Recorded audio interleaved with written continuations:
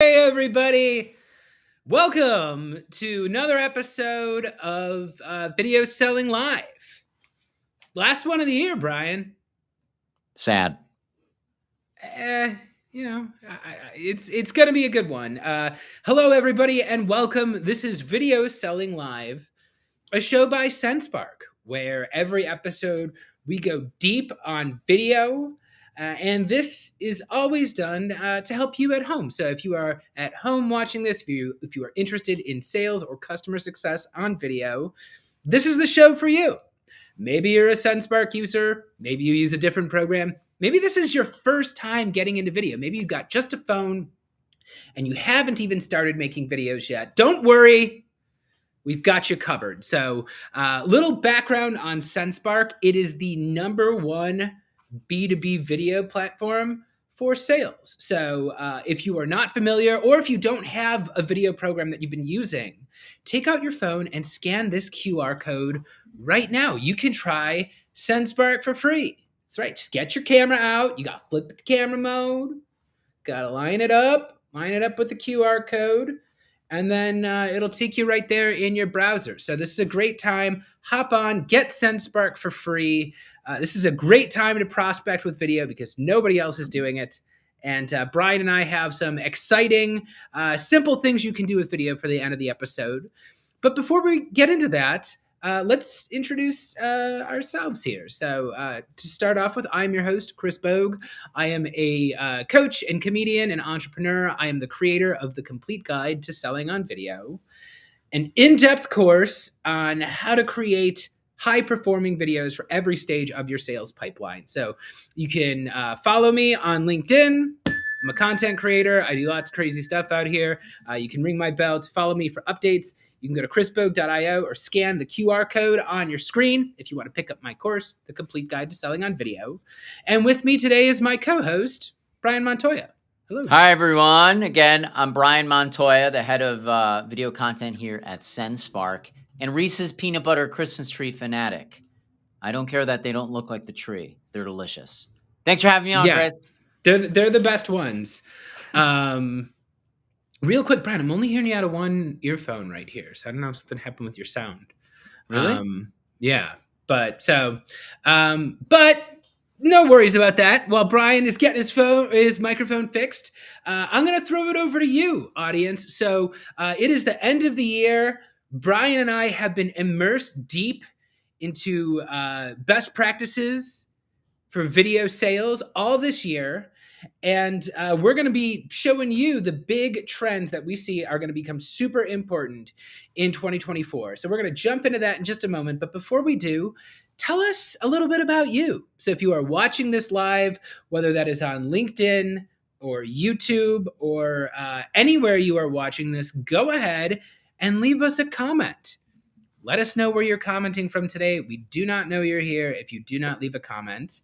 And we want to know, what do you think are going to be the big trends in 2024? We want to hear what you think is going to change about video for sales.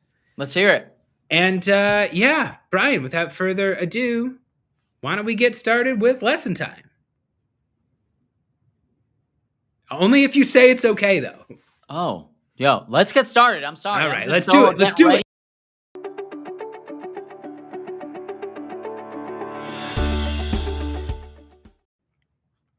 Okay. Hey, everybody. And I just realized, I think the problem might be with my headphones. So don't worry about your microphone. But hey, everybody. Okay. Lesson time.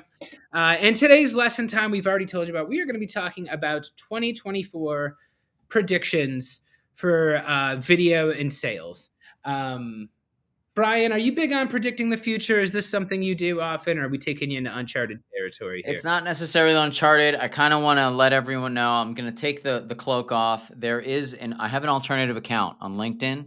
Mm-hmm. It's called Sastradamus. So am I a fan of looking into the future? Sometimes, mostly in jest, but here we're talking truth. So yeah, I am a little bit of a fan. How about yourself, Chris?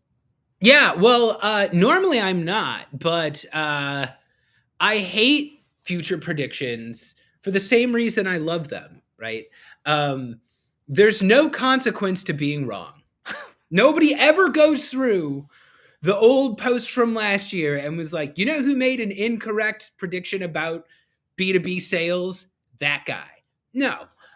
So I've got I think some we're info. covered in that sense. Yeah, no, go Okay, nuts. great. Make the craziest predictions you want today because there's literally no downside to that. And hey, I see we've got Lauren commenting from Austin, Texas. We've got Jared joining us here. Everybody, join us in. Let's get ready for our first prediction of the year. So, is it any surprise to you, Brian, that people are predicting that generative AI is going to play an even bigger role in sales next year? So I got to throw this one to you. Do you think this is accurate? Do you think this is overhyped? Where is your mind at?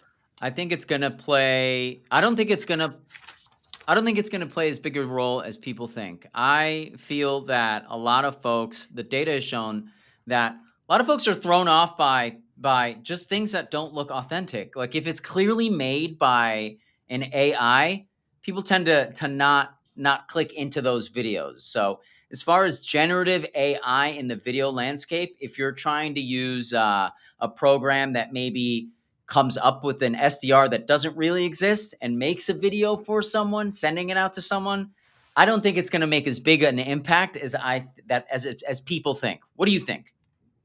Yeah, AI has been around in various forms my entire career. I have sold AI based solutions years before anybody was talking about ChatGPT. So someone said on my profile that they feel this is somehow both overhyped and underhyped, and I see Yeah. it. I think I think AI is unavoidable, and we've actually got some really useful AI tools that got built into SenseSpark this year. Um, but like the AI is also limited by the limitations of the human and the limitations of the company. So why am I not worried about being replaced by AI in video prospecting? Well, because in order to like make an AI generated prospecting video that works, you need to make an initial prospecting video that works. And that's just not something B2B has gone about figuring out yet. So like Yeah. even if you can clone yourself, if you clone a version of yourself that is uncomfortable or that is asking unhelpful questions or there's a million things that can go wrong in a video.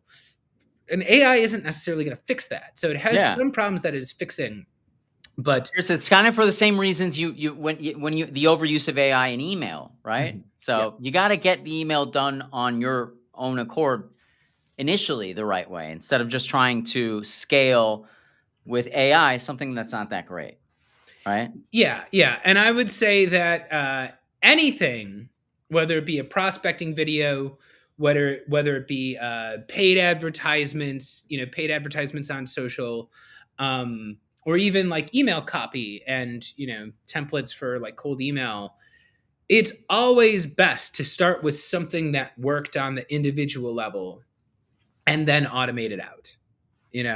If you discover that you have a piece of informational content or educational content that's super useful for your brand, paying to turn it into an advertisement is a good idea. Yeah.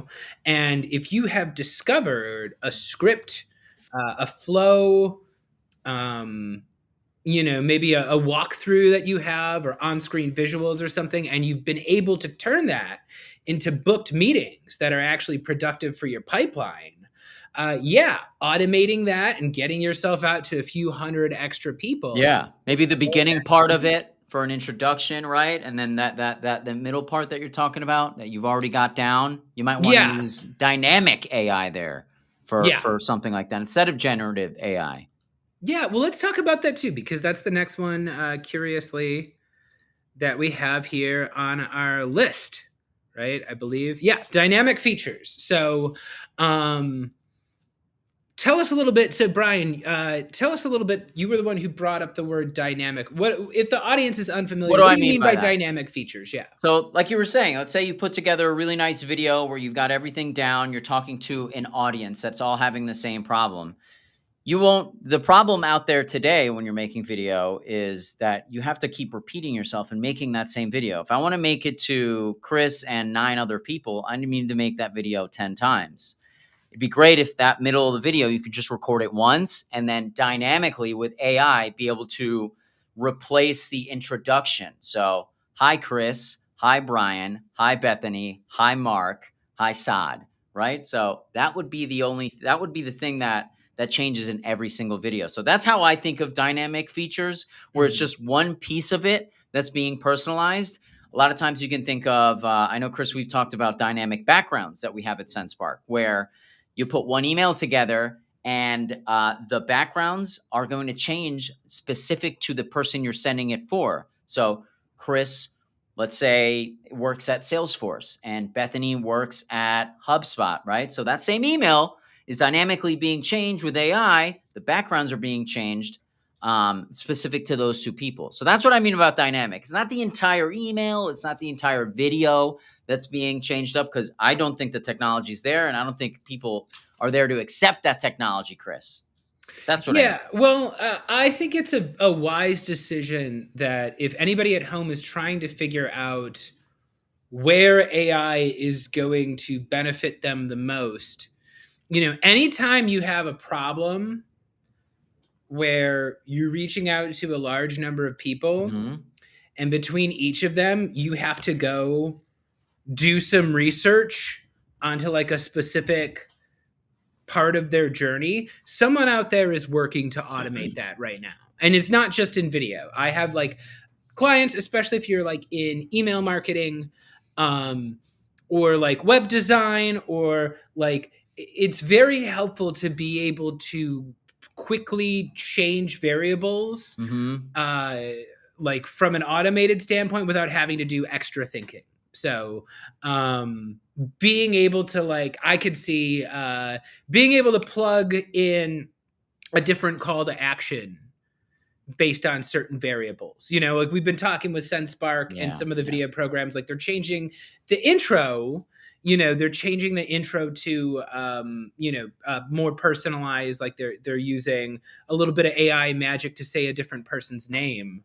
But like different call to actions are very important. And if you're the type of person who's experimenting with copy, like it's very important you test out different calls to actions and go with the one that is most successful, So that's another thing where it's like, if you've got a bunch of videos you're sending out, you A/B test a bunch of calls to actions, you find out call to action B is twice as effective.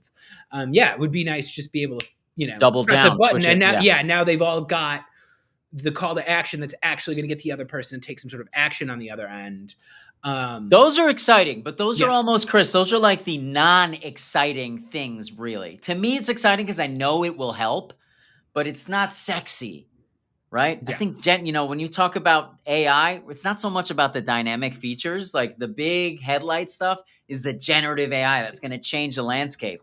But I think the landscape and the battle is all going to be won here in dynamic landscape, or in dynamic feature world for AI moving forward. That's what I'm thinking. Here, I'm going to throw one more thing in here. I do not have a slide for this, but I know one thing that my network has been talking about. Have you heard anything about this new Gartner report for 2024? I mean, they have lots of them, but not so there's one I see people are, because they've got some pretty pessimistic predictions about AI. They are predicting that AI is going to erode trust and credibility.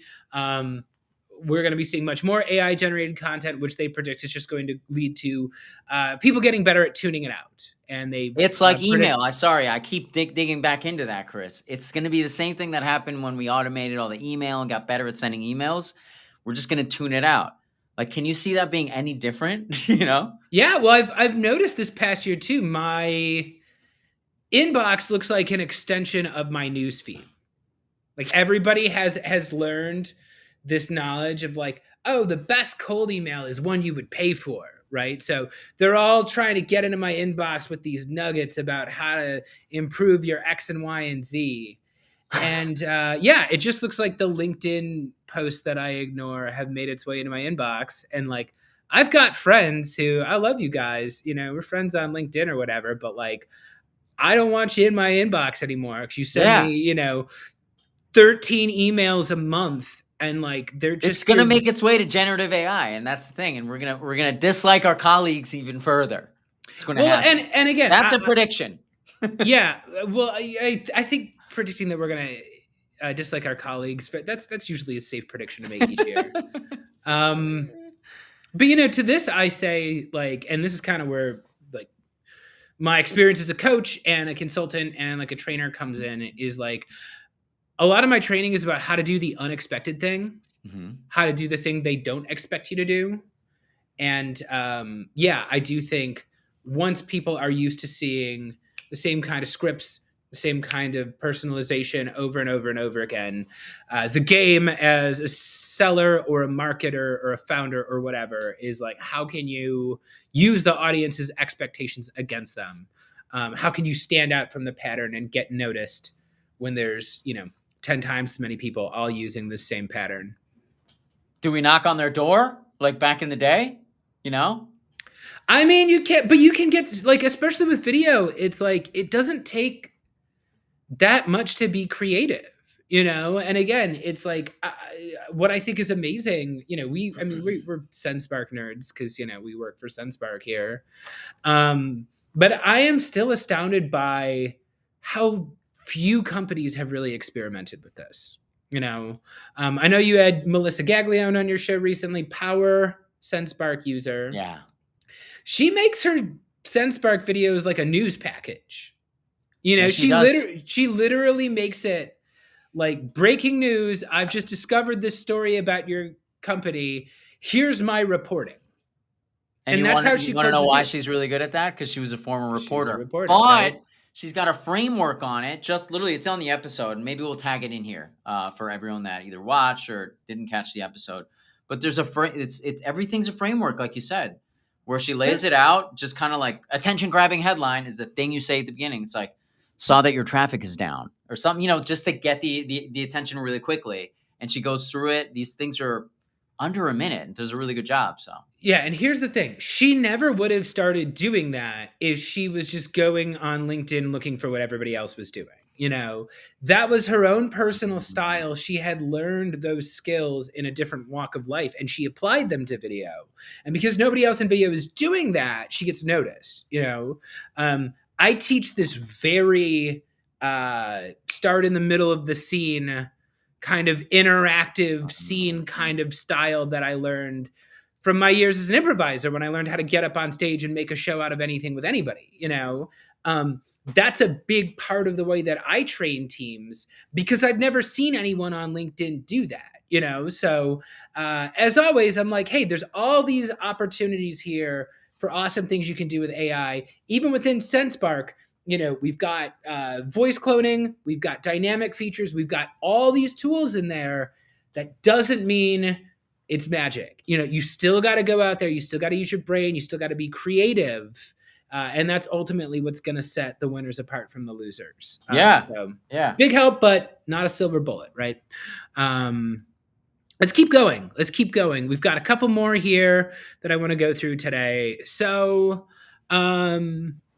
here's another big one that I want your opinion on. I'm seeing a lot of, especially on LinkedIn, chatters about communities and networks. So the theory goes that with inboxes and so cluttered with spam, with social media, so unreliable algorithms and everything always changing.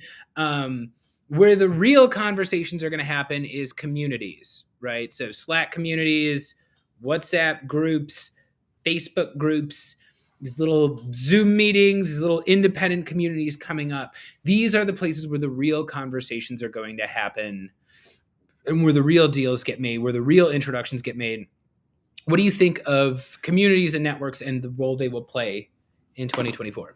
I think the role of communities will continue to play a part, maybe not as big as everyone's thinking. I just think when every single company wants to make a B2B Slack community, it's way too much. It's just the race when everyone gets there, you're looking at 50 different Slack communities. It's like, where do you spend your time? It's the same thing when you get a newsletter. At this point, everyone's got a newsletter. So it's like, where do you spend your time? So I think communities, in a sense, they've reached their saturation point. I don't think they can get like they're. That's what I think about communities. Where I think the trending up. So communities probably trending down, if not staying kind of similar. Trending up, I think, would be more on the networking side. So more about reaching people on X, reaching people on LinkedIn, in the comments, right? So that those type of trends, speaking to people on social media, whether you send them a video in their LinkedIn or send them a video on X, reaching out to them, maybe just commenting on there. I think that is going to continue to trend up. Whereas I think communities probably going to stay stagnant or trend down. That's what I think. Yeah, I mean, I think communities are good for the people who already have giant followings. Like, I think if you already have a giant following, the notion of a community is pretty sweet. It's like, oh, I've already got this group of logos that I'm connected to. Like, might as well make money off of it, you know? I think community is not the silver bullet that it is sometimes portrayed as in a couple ways. You know, one, if anybody's ever run a community, it's hard. Yeah. It takes a lot of work.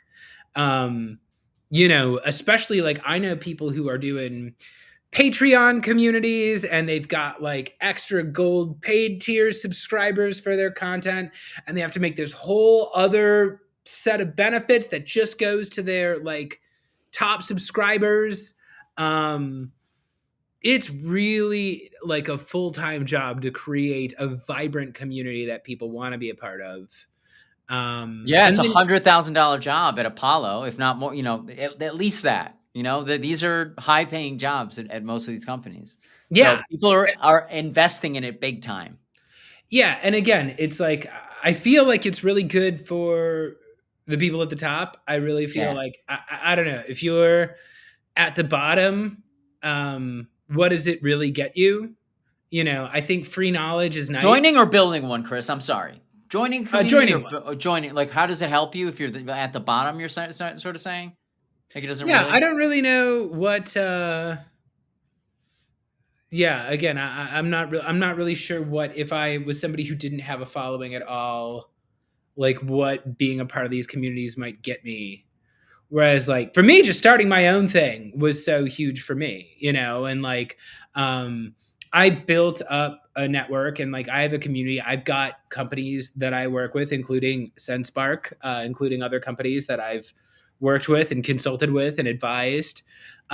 We have a good reputation and we have trust, and that opens doors for me. But it was because I already came in bringing Yeah. them something. Yeah. You know, I was already coming in. I was kind of making my own rain. I was getting conversations started about topics that were good for them already. I think that's really what made me valuable as a member of a community. And like, So I would not, relevance again. Relevance. The king. yeah, just signing up for a community is not going to necessarily help you make a name for yourself, you know. And well, let's go here. We've just got one more on the list. I feel like it's kind of related here. So influencers, everyone's favorite. Everyone loves. I don't know. They work though, right? If influencers didn't, if weren't an effective strategy, we wouldn't see them all the time on TikTok and YouTube and everywhere, right? Yeah, I mean, just seeing them come into. I guess I could fall into that category, even though like I'm a house cat. Like I work for one company, right? But I don't like the term. But does it do the job in a sense these days? Absolutely. I think it took forever for them to come across in this type of scale where you see them everywhere in B2B, right? It just didn't exist. So it's kind of fun being on the influencer side doing it. Mm-hmm. Time will tell, Chris, if it's really an effective strategy, because right now you're only just seeing it for smaller companies that are trying to break through the noise a bit. So if you want to break through the noise initially, I think it's a great strategy. I personally have been on this journey not very long. I've done it in the same way as a startup. I haven't IPO'd myself, Yeah. So I don't know where it's going to lead, Chris. But, if you want to break through the noise when you're first starting up, I think it's it's an excellent strategy for B2B. But it's not just small companies trying to break through. You see big companies. I mean, like look at Clary. Clary's a huge company. Devin Reed, he's an influencer for different companies Have they now. IPO'd? I know it was kind of I had them in mind as well. So maybe Yeah. So I mean, it's just sorry, like Clary. I don't know. Everybody likes to think they are better than influencers on LinkedIn, but my thing is like, whatever, just embrace the term. Like, if you're here to influence people, then I guess you're an influencer, And it's like, it's hard to stay the center of attention for a long time on LinkedIn. This past year, a lot of people got sick of doing it. So yeah, if you are somebody that people respect and you have a following and you have an audience, I think B2B companies are going to take advantage of that in the coming year. So I actually do see that one. Absolutely. It's going to continue to play a big role. Chris, I think people will also just become a lot more creative with it. Right now, it's sort of like it's a race right now to get the highest or the ones that you see the most that have decent influence, that have good numbers.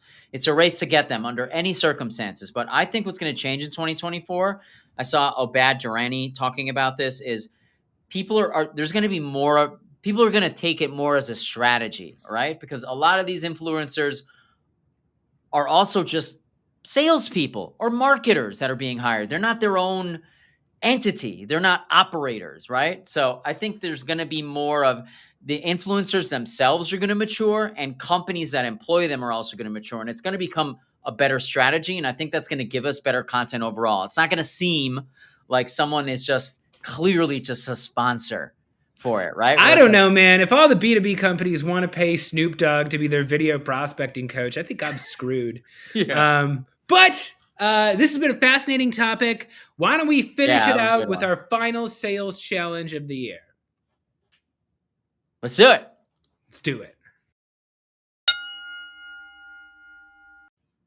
All right. So if you're back watching this at home, maybe you've given up on the year. Maybe you missed your quota. Maybe you think that you don't have a chance anymore. You might be right, but only if you give up. So my challenge to you, our challenge to you this week, go nurture your pipeline. Go nurture your friends. Get on video. If you have lights and a hat, if you want to dress up for the holidays, you can. Not everybody celebrates the holidays, everybody celebrates New Year, though. There is a New Year coming up. So if you've got stuff in the pipeline that has not closed yet, if you've got big accounts that you're going to be going after in Q1, send them a friendly holiday greeting on video and ask them for nothing. It's my challenge to you here in the last sales challenge of the year. Brian, you going to do any nurturing this holiday season? I actually love to nurture during the holiday season. This is a big reason why I wanted to be on this show this week. I like figuring out what people like to eat, and you can do that on LinkedIn a lot or on X. You can see. And I like making recipes and then sending clipped up videos of a recipe to someone with the recipe. It's a holiday nurturing recipe video. So it's a video of me making it along with the recipe that's tagged, and I ask for nothing in return. That's what I do. That's such a good idea. Although I will say it is hard to film cooking-based content. It is. That's why it's not so much about the actual cooking part. It's about the intro. I want to make this, and then the final pick the video, and then just here's the recipe. So it's not really me showing you how to cook it. Okay, yeah, because that's one thing I know. It's some people who do video-based food content, and like the lighting alone, Chris. Yeah, the lighting, the sound. They usually got the microphone right there. Yeah, with it. Yeah, it's like that food content you see on the Food Network. There's a reason why you see hundreds of people. Yes, the credits roll. It's not as easy as you'd think. And fortunately, it doesn't have to be, right? Get in there, get on video. Thank your friends. If you had a great account that closed this year, send them a thank you, send them cards. At the very least, you can get on video. Say how much they meant to you this year. A heartfelt thank you. It comes across. And then you call them in January and you go for the referrals. And then you ask them for money. Those sweet referrals, baby. All right. Well, that's all we got today, Brian. Do you have anything else you want to say here to end out our last episode of the year? SendSpark. Get it today for free. It's the #1 video platform for B2B sales. Chris, thank you so much for having me on. And thanks so much to our audience for taking and letting us be here for, I think it's almost 6 months that we've been doing Video Selling Live. So thank you so much. Love the opportunity. Everybody, it's your last note here for the end of the year. Go on, get SendSpark for free. Scan the QR code is the easiest way to sell on video. Especially right now, nobody is sending out videos at the end of the year. I guarantee you your prospects are still working. What else are they going to be doing? And we'll close this out with my favorite thing, which is an advertisement for my course, The Complete Guide to Selling on Video, which is also a SendSpark product, goes deep into SendSpark theory. So we're going to watch that. Happy holidays, everybody. See you in the new year. Hello? Is this Mr. Sherber? It sure is. What can I help you with, brother? Hello. You were not expecting this call. Do you have 17 seconds to learn Hang on a about second. mercifully short... Is this a cold call? I don't know. You. Never call this number again. Oh no! Another unsuccessful cold call. You probably don't have time to f*** off. I got a quota to hit. Are you spending hours every week cold calling and cold emailing but not seeing results? There's gotta be a better way. Introducing the Complete Guide to Selling on Video. Whether you're new to sales or a President's Club member, this fast and fun course will teach you to efficiently create short, customized videos that get results. The Complete Guide to Selling on Video is not sold in stores. Visit chrisbogue.com